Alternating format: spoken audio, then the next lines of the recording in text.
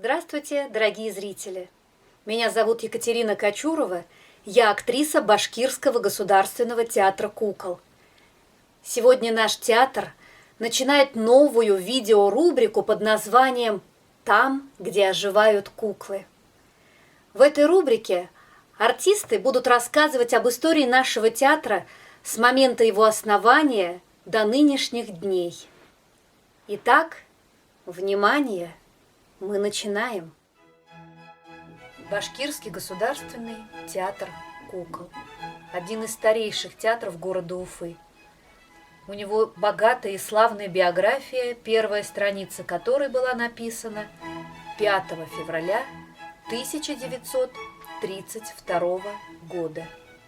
Именно в этот день в малом зале Уфимского дворца искусств, ныне это Башкирский государственный театр оперы и балета, состоялся его первый спектакль. Но начиналось все гораздо раньше. Давным-давно жила в Уфе женщина необыкновенного таланта и неуемной творческой энергии. Звали ее Мария Николаевна Елгаштина. Мария родилась в 1873 году в семье Николая Давидовича Нащинского, бывшего тогда первым градоначальником маленького сибирского городка Барнаул. Уже в детстве она проявляла явное художественное дарование, писала акварелью портреты близких, нехитрые натюрморты, родные сердцу пейзажи. Стремление творить поддерживали в маленькой Марии ее родители. Отец Николай Андреевич, хоть и был горным инженером, в свободное время любил танцевать, музицировать, играть в постановках любительских театров, а ее матушка Луиза Петровна, урожденная Томпсон, была выпускницей Санкт-Петербургского Смольного института благородных девиц и сама всю жизнь тяготела к искусству. Так, с благословения родителей, Мария Николаевна поступает в высшее художественно-промышленное училище графа Строганова в Москву. И там, как это часто бывает с молоденькими девушками, она знакомится с хорошим человеком, землемером по образованию, и выходит за него замуж. По роду деятельности мужа, Ивана Семеновича Елгаштина, какое-то время они вынуждены были кочевать по Западной Сибири.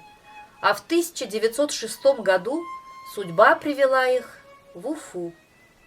И так случилось, что именно вскоре в этом городе она овдовела и с 2 дочерьми на руках должна была как-то выживать. Мария Николаевна поступает на работу в гимназию учителем рисования.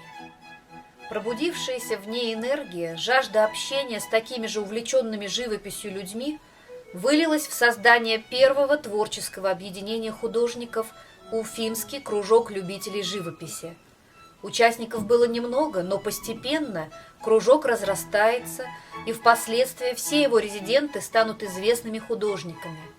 Александр Тюлькин, Анатолий Лежнев, Касим Давлеткильдеев, Василий Сыромятников, Иван Урядов, Давид Бурлюк – все эти мастера начинали когда-то в кружке любителей живописи, возникшем по инициативе Елгаштиной.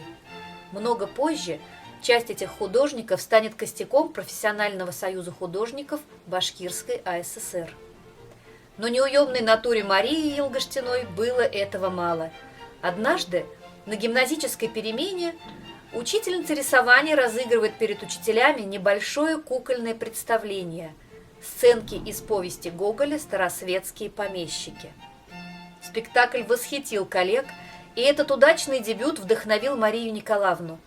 Она начала показывать кукольные постановки своим ученикам и товарищам по художественному кружку. Так увлечение постепенно переросло в деяние, которому она посвятила, быть может, самый плодотворный отрезок своего земного пути. Театр играющих кукол стал смыслом ее жизни. Мария Николаевна твердо решила: в Уфе должен быть театр кукол, настоящий, профессиональный. Ее любимое занятие должно стать профессиональным делом. Теперь она смотрела на него как на миссию.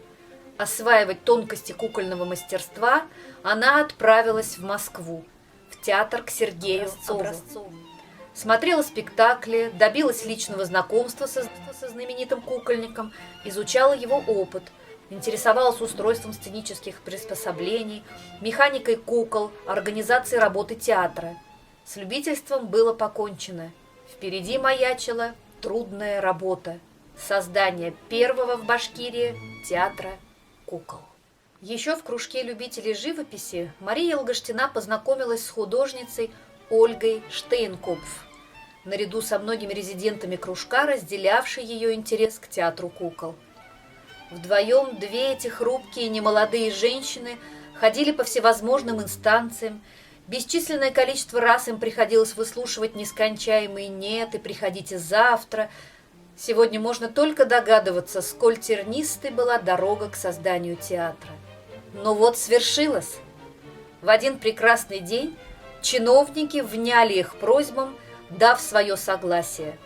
Был подписан ворох необходимых бумаг, и 5 февраля 1932 года в зале Уфимского дворца искусств состоялась премьера спектакля «Негритенок Том».